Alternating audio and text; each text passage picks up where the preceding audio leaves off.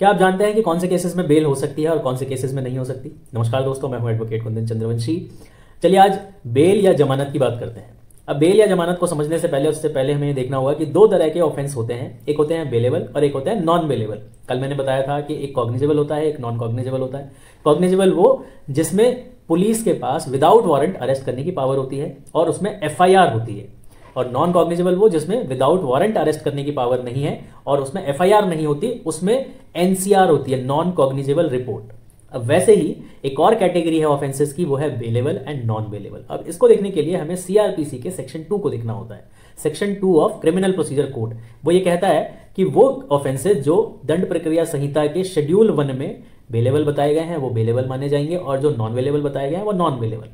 अब ये तो हमें पता चल गया कि कहां पर से कैसे हमें पता चलेगा कि बेलेबल कौन सा है और नॉन बेलेबल कौन सा है।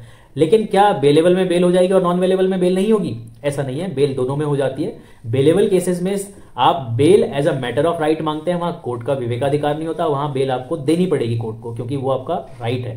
लेकिन नॉन बेलेबल केस में you will claim bail but not as a matter of right. वहां पे आप बेल मांगेंगे, you will seek bail, not claim bail, you will seek bail but not as a matter of right. वहां पे court का विवेकाधिकार है, court will see the facts and circumstances of the case and depending upon this आपको bail मिल भी सकती है या नहीं भी मिल सकती है। तो जवाब ये है कि बेल सारे केसेस में हो सकती है, but it will depend on the facts and circumstances of the case. अगर वो नॉन बेलेबल है, बेलेबल है तो 100% मिलेगी, as a matter of right मिलेगी।